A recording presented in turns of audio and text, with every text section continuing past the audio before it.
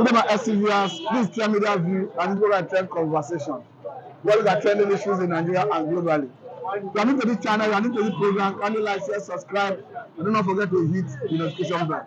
With me is Mr. David. Mr. David, you are welcome. Good morning to you, Mr. This morning we are looking at the issue that has to do with trade certificates. We understand that a journalist in Nigeria went to Benin Republic to do an investigation, and that was an investigative journalism anyway. He was able to use a strategy to acquire a degree of 4 years within 6 weeks. Came back to Nigeria, enrolled with the Nigerian NYC, National Youth Service Corps. And this is somebody who I've said before. So, Mr. David, what does it portend for our educational system? Thank you, Mr. Matthew. I think on this note, the federal government needs to checkmate foreign certificates. That there should be thorough investigation when the school is not, when the institution is not based in Nigeria. Whosoever wants to partake or enroll in the National Youth Service Corps, that result or that certificate should be scrutinized. It should be scrutinized more because we've had numerous persons. If this is even the first time that people just go to the Republic just to buy certificates. Now, I think during the OBJ era, this thing happened, and this thing has been going on for long. It is not about sanctioning this certificate again. Let there be total reform in the education system. And again, this has made Nigerian government to blacklist, though it's temporary anyway, all the institutions from Benin Republic. And there's speculation that some relative from Kenya will be blacklisted. And the Benin Republic government is telling Nigerian government authority, do not use this to blacklist all the schools. Do a thorough investigation. Do you think it's right or justified for Nigerian government to use this opportunity to blacklist all the schools from that country? Because as we speak, we have about 10,000 Nigerians currently schooling in Benin Republic. You cannot just because of one school was involved in this rigorous act. You want to generalize it. All schools are not the same. So I believe the federal government, in their own wisdom, just like I said, should do a thorough investigation on this issue of fake certificates. Now, mind you, the federal government too also has said that public officers too, because you have so many ministers providing fake certificates. Don't forget that majority of these guys too, holding public office too, go to Benin Republic. Now, that's what I always say. Now, at Fabio, which school did he graduate from? We have so many prominent Nigerians who are also corporate office acts. We have better Nigerians who are corporate office acts. So I think the federal government on their own should at least scrutinize those in the empty affair. Do a thorough investigation about their results. Don't forget, I think last year or last year, this same thing happened. Now, the same education minister sanctioned some schools in the Republic under the same Buhari regime. Where was the embargo lifted? This same, just the immediate past government, this same issue of fake certificate grew out. And then the then minister of education sanctioned some schools.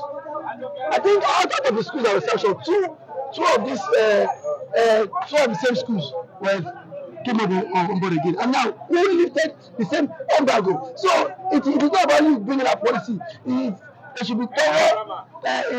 It is what the implementation process. Don't just sanction. Let people follow up. Make sure that whosoever is involved should be used as scapegoat as deterrent so that others could serve. Now, mind you, I can still go to the Republic now, still acquire certificates, go to enroll for the NYC, even the government officials working for the NYSC corps, they are corrupt. The NYSC is saying, NYSC authority is saying that the journalists in question use a different phone number to breach their process. So do you think NYSC authority should be sanctioned as well? NY authority should be sanctioned because that is not a justifiable reason. After you cannot justify it, you use different number. And anybody can use any number to enroll for the NYSC. But already this guy, this particular person have served the mandatory 1 year call. So why is it? So don't you have the database where you keep profile of people who have served the country, who have enrolled in this youth service call for 1 year? It shows. So they are also corporate of it. Now, our cultural case president say once you are above 35 years old, you cannot serve. But now you see, you can go for exemption certificate. You can, yes, you can apply for it. But there are still men of 40 years going for service. It means they are not doing enough due diligence. Exactly. Now go to St. Thomas, where you have the office of the NYSC branch in Lagos. Go there and tip the officials. Probably you can even a 2 years old boy can wear the khaki just because of the voting system, of the rate of corruption in our society. That has always been the major impediment in the society.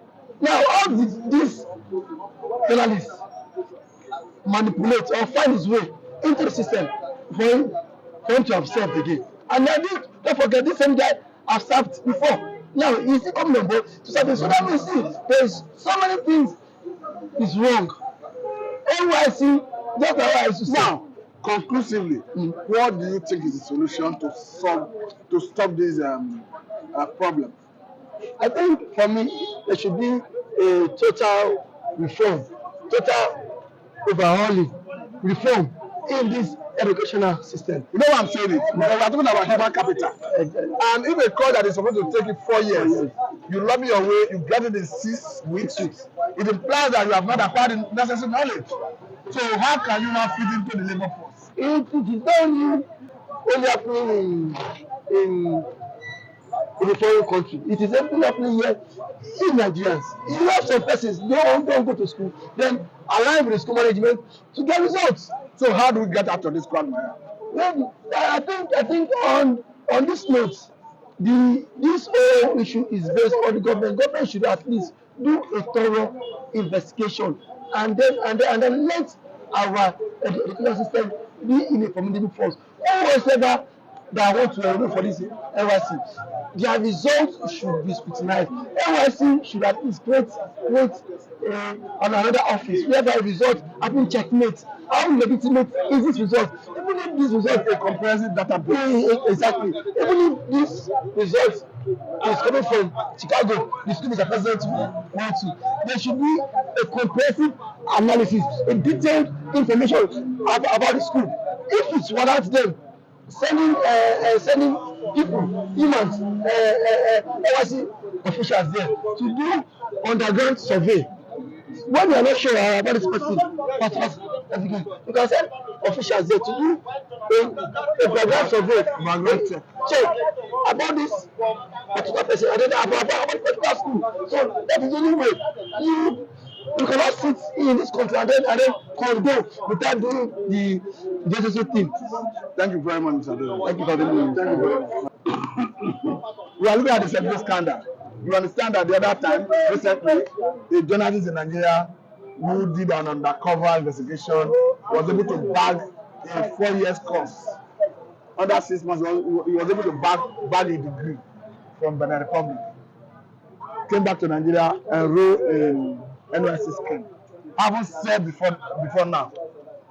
And we are talking about human capital, that you need to drive development in all our areas of human endeavor.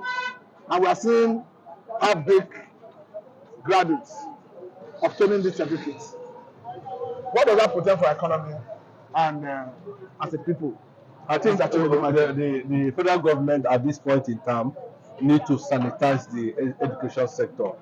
And most of those universities, there's a lot of kickbacks. Racketeering. Yes, for people to go into establishing universities or having honest campuses here and there. But what the federal government should do is to do a thorough evaluation and possibly accreditation in that regard to make sure that such higher or such institution, you know, meet the criteria for such institution of learning.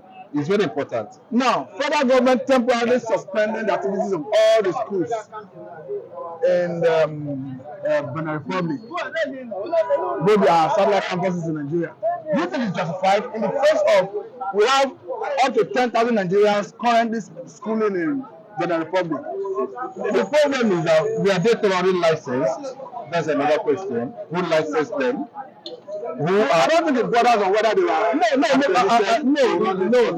It's very important. It's very important. That is the beginning of the matter. Because they have a regulatory body, the federal government have a regulatory body that handles, you know, licensing of satellite campuses, universities here and there, and all those ones that are affiliated, of course, in Nigeria education system. They have a regulatory body. Who are involved? Those are the questions we need to ask, and not just shut down, blame it on individuals who are seeking knowledge somewhere else. And they're not. No, they say the suspension of those schools is temporary. That's what I'm saying.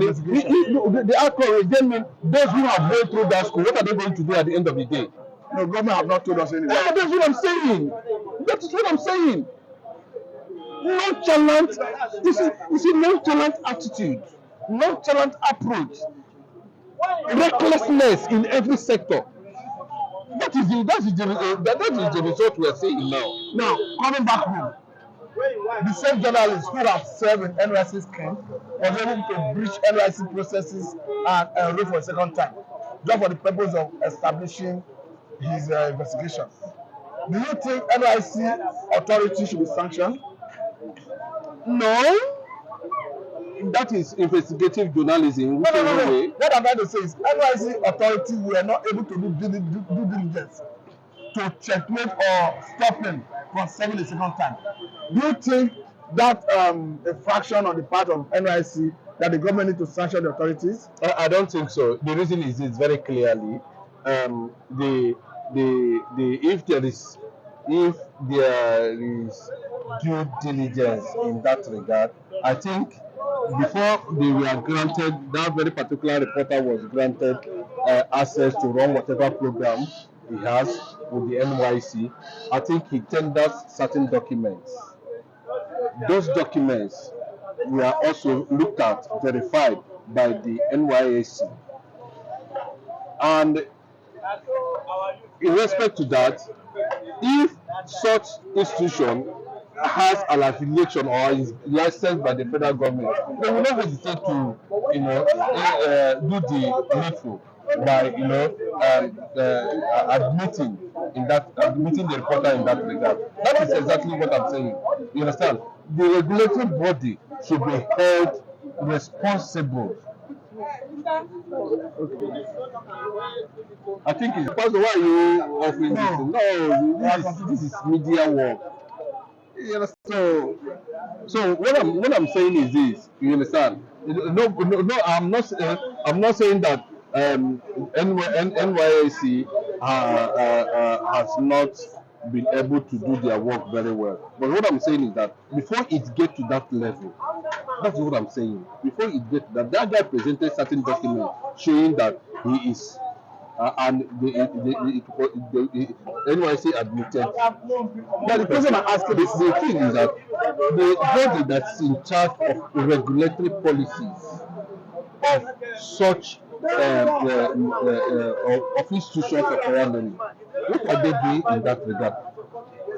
No, the question I'm asking is if NYC is supposed to do diligence and somebody who has served before come back for a second time was able to enroll, their system could not observe that this person has served before and is successfully enrolled and underwent another round of new service. Don't you think Nigeria government need to sanction the authority of NYSC that failed to discover it? There's no doubt about that. That in that regard, NYC is supposed to be held answer some certain questions in that regard. Somebody who have gone through that process again, came out, enrolled, served, came back again. That means what it means that there is a serious recklessness in the education sector. There is a serious recklessness in the administration of NYSC. There is no database. That's what it means. And at this point in time, I think the federal government should be able to hold certain people or personnel in charge of those processes to account for actually what's transpired in this regard. It's very, very important. What that thing shows is that actually the truth is this: the data base, the statistics, is nothing to write home about. You understand? That means that's why people can easily go ahead and bribe their way. Are you not even? I will be surprised if it's something maybe the guy would have manipulated his way or bribed his way, to say. But for him to be able to skate through the process, that is what is bringing this question. For him to be able to breach the process, it means the people or persons who are saddled with responsibility of doing due diligence failed in that regard. And if the failure of due diligence, don't you think sanction is needed?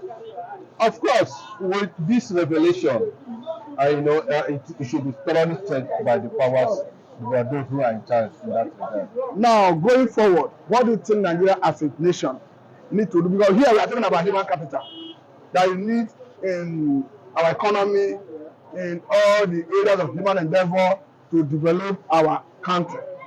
What do you think we need to do to check this? Well, it's very clear. I think that there should be certain reforms. The federal government should carry out a thorough reform. If there are laws that are needed to be changed, it should be changed. If there are certain things that need to be done in that regard, I think it's a welcome development. If something like that can be uncovered, then it means that certain form of reform should be carried out within the NYC sector, within the educational sector. That's what I mean. Thank you very much, Mr. Chinedu. Thank you very much.